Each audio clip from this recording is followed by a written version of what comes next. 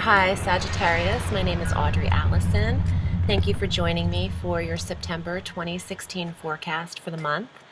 I am in the Garden of Kuan Yin, the goddess of mercy, and it's a beautiful day out. I'm thankful for you joining me, and I want to thank you for subscribing to this channel and for your donations. They really help me keep my business going. And for those of you who've chosen to read with me, I really appreciate that as well. I love doing what I do. I'm using the Alchemical deck by Robert M. Place. If you're new to the channel, I use this often. It's my go-to deck.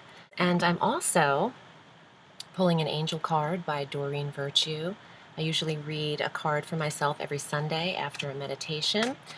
And I decided to bring the deck with me today as I was heading out. I was inspired. So I'll be pulling one of these as well to clarify the reading. But let's get to the astrology because this month is a mouthful, and I've said that in a few readings. We have so much going on. It is eclipse season, and we start the month with a Mercury retrograde. So, entering the month, Mercury will be retrograde, and this occurs in the 10th house for you. The career sector is impacted a lot this month for you, Sagittarius, and I do think that you will see some change here. On the top of the month, on the 1st of September, our new moon solar eclipse occurs in this sector at 9 degrees of Virgo. When anything happens in Virgo, that affects your career sector. Now, please watch your ascendant, your rising sign, if you're lucky enough to know your birth time. That will be very accurate for transits for you. Now, when we have this eclipse, the new moon energy, this will be conjunct Jupiter, whose tail end stay is in Virgo now, and Mercury, that's retrograde. There could be some upheaval with the authority or father figure at this time, which is all 10th house, your boss. Some of you might be seeing a new boss come into the picture. Some of you will be receiving your own authoritative role. You could also see some kind of review and analysis of your career. This could be a time for retirement for those of you who have that in the age bracket right there. This could see a new title change come into the life, a status change in the career sector. Eclipses show us what needs to be seen. We gain insight through this portal energy. And since we are not the body, when there is an eclipse, the subconscious mind takes over. I don't even drive on an eclipse day because people are out of their bodies and they're driving these machines. It's just a day of, could be a day of clarity. It could be a day of divine wisdom. We are constantly trying to ascend and elevate on the path. And even though we remain in the present moment, having this eclipse in the 10th could have you very clear about the future. The 10th house is the highest point of the astrological wheel next to the midheaven. And this could see you planning the future as well. Have to see how it applies to each Sagittarian. I'll see what comes up in the tarot for that as well. Now, your ruling planet, Jupiter, makes a transit, which happens once every year. So, he's exiting Virgo, where he's been in this 10th house for you. And he's entering Libra, the sign of balance and harmony and justice in the tarot.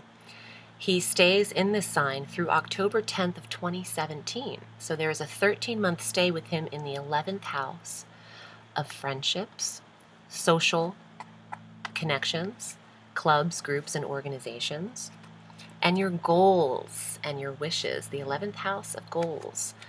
So Jupiter, which is expansion and benevolence and optimism, faith, abundance, prosperity. In the 11th house, Sagittarian, you might have a big batch of friends come through your life. That happens in sequences when people are eclipsed out of your life and new people are eclipsed in. It's always to serve the best path for you. And Jupiter assisting in the connection sector could see you have a plethora of connections to choose from, because everything Jupiter does is big. He's our largest planet. So I love that placement for you. And this could also bring you closer to your goals and to see them manifest. On the 16th, we have our full moon lunar eclipse at 24 degrees of Pisces, the full moon bringing the culmination and the ending. It is the phase of illumination. What needs to be seen, Sagittarius, in your 4th house of environment, in the 4th house of mother, in the foundation sector? So your paternal energy is eclipsed at the top of the month. Your maternal energy is eclipsed mid-month. Mother and father, balance, yin and yang. There's a little, the opposite energy here happening. What needs to be illuminated in your foundation sector, in the environment? There's endings here. The eliminating of unnecessary materials in the 4th house of home. The closure of a property or a place. Saying goodbye to the home you grew up in. It could apply very differently. And for those of you with very old and ailing mothers, I don't want to doomsday predict, but this energy could see them transition at this time. And I don't wish that upon anyone. And if that is happening for you, my heart goes out to you. On the 22nd, Mercury will go direct. So he's been retrograde. Your review and your analysis and your revision in the career sector. Now that he's direct, communication is better. Interviews go well. The speech, the writing, everything is understood. There can be some technical difficulties in a Mercury retrograde. The typical computer glitch, cell phone device being weird, delay of travel plans. But now that he's direct in the career, I would recommend interviewing and having that meeting with the boss, or you being the boss, calling the meeting upon everybody else. The same day, the sun enters Libra. This is our autumnal equinox in the northern hemisphere, and happy vernal equinox to the southern hemisphere. This is the sun into the 11th house, conjunct Jupiter. Very expansive energy. These are two massive planetary energies, the sun and Jupiter. It doesn't get bigger than those. In the sector of friendship again, and goals and wishes. So this is a beautiful conjunction in the 11th house for you, Sag. The following day, on the 23rd, Venus, the planet of love and harmony, enters Scorpio in the 12th house. This is where dreams could become very vivid and loving, because Venus is love and harmony and balance. And in the 12th house of psychic dreams, premonitions, quiet, rest. Any of you suffering from addiction could see some easing here, as well as the 12th house is the house of release of addictions and the house of endings. I never mind a planet transiting through this sector, because it does make us withdraw some. And with Venus here, you might find some quiet solitude the last week of September and rest, because the 12th house is rest, and that's where you'll feel most of your energy goes with Venus there. On the 30th, we have our new moon at 8 degrees of Libra. So more 11th house energy, new relationships, new friendships, new connections. And it's time for Sagittarian to have this fresh batch of people come in. I keep thinking that. So let's get to the cards and see what they say for you. And if you'd like to book a reading with me, I'm at audreyalison.com. That's where you would select your desired reading length via the PayPal button, and I will email you back in a day or two with some time options, and we'll set it up. I also want to say, I skipped this, and I'm sorry, but Mars enters Capricorn on the 27th of September, and this will increase your money, because Mars is stimulation and energy, and it's in the 2nd house of finance, money, earnings, and budget. Okay, Sagittarius. Here are your cards. for September. This is a beautiful card that I almost got tattooed on me. Life is still not over yet, so this baby might go on me at some point. This is the Loving Breeze. This is travel, but it's also a sword card, which is ruled by Mercury. It's a communication card. It's a card of thought and analysis, and that's all swords. Allowing the breeze to guide you. See the cloud blowing the boat across the water. Going with the flow and not against it. If anything is uncomfortable in that 10th house of boss figures and authority, don't react in September. There's still something yet to be seen. The Wheel of Fortune. This is definitely divine timing, fate, transformation, and change. What comes up must come down. Yin and yang. I was saying that earlier. A balance. This is upright. Your wheel of fortune is here. This is a Jupiterian card as well. The luck involved, and Jupiter in the 11th house. Let's see what else comes up here for you. Oops.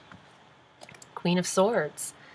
This is a Gemini, Libra, or Aquarius female. I love this card because I feel like I identify with it. But this is a woman of communication and speech, and she can be alone. She's a woman who's probably single and doesn't have children, or she is a widow is what I'm looking for. The Queen of Swords could represent someone in your life, or it could symbolize a facet or an energy of yourself at this time. 10 of Swords. Okay, and I have a few more cards, so we're not ending on this. But this is rejection. It's not a pleasant card. It can denote heartache. And maybe some of you are widowed right now, or you have lost someone. And this time of year is an anniversary. This time of year is bringing up a memory or a timing, an anniversary of this person, maybe even their birthday, but I heard anniversary, maybe an anniversary of their passing. I want to see what else comes up. The 5 of Swords, righting wrongs and fixing what is broken. And now, I'm actually getting a message strongly that an urn is getting picked up. Okay, so this is actually a message that I believe I am channeling for a specific Sagittarian, or maybe some of you are experiencing this. And again, if a mother has passed or a partner has passed, there is something that you're responsible for. You see all these swords? This is such mercurial energy, and in the retrograde, you might be, more swords, you might be reviewing this person who has passed. And since the 12th house is stimulated as well with Venus, you could be, in a loving way, remembering this individual. And I've never said before, when pulling this card, something about an urn. That just came to me. And, looking at that, I think it's an anvil that he's working with in metal.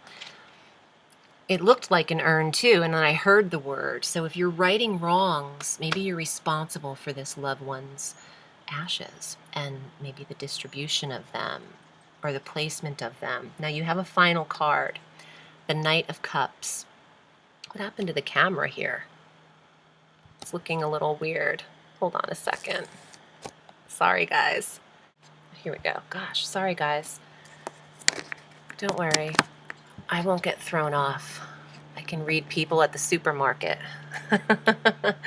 Okay, Knight of Cups. Finding answers within, internally questioning. It's an emotional card. It's a cup card. It's about emotions and love and communication. Gosh. Okay, I'll stop fussing with it.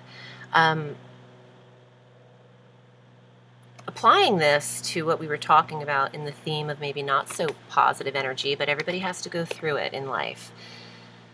This situation here, and perhaps some of you had to travel to get these ashes, or travel to meet up with this woman for some reason. All of these swords, there's a lot of swords. So this card could be, after all of this, you need rest. You need to retreat. You need to go internally within. This could also be a young water sign male, Cancer, Scorpio, Pisces, in your life. Perhaps a son or a messenger. Someone who delivers some emotional news to you. Oh, look, it looks like he's holding an urn too. Doesn't it? It's crazy. Yeah, there's some symbolism here with these urns, or things that look like urns to me. And hearing that, and seeing this, I have to think that September might be a month that you're remembering someone, or that you have a responsibility regarding them. And afterwards, and it's all about divine timing, as everything is, and trust that. What comes up must come down. After that, you need some rest. And I see that in the last week of September, when Venus enters the 12th house of Scorpio, a water sign. See all the water? So retreat, healthy retreat. I hope this was helpful, Sag. Here we go. This is the angel card for Sagittarius. And thanks for sticking with me through the rest of the video. Ooh, look at that. I pulled two at the same time, so I'm going to use them both. The first one is Ray. Yoga and exercise are essential to your well-being, peace of mind, and spiritual growth right now. I love that. You know, your 6th house of health and your 9th house of metaphysical activities aren't activated in the tarot, but I like that they're throwing this in here in order to give advice about what will help you through some of this month in the 10th house. And seeing these eclipses are hitting your work so much, maybe this is the balance you need to kind of get through that, maintaining the physical self. And I also pulled Ariel. New psychic and spiritual experiences are changing the way you view the world and yourself. Allow your spiritual gifts to open through study, prayer, and meditation. That's interesting, because I just went over meditation and that kind of stuff, the 9th house. So you might be inspired by things such as tarot, astrology, Eastern practices, Reiki, acupuncture, healing energies. Beautiful, beautiful angelic cards. I would work out through this and incorporate some kind of calming, meditative, reflective practice through September, while we have some of this chaotic or tumultuous energy with the eclipses. Thank you so much, Sag. I'm wishing you a sweet month, and remember, the sky is limitless, so reach for the stars.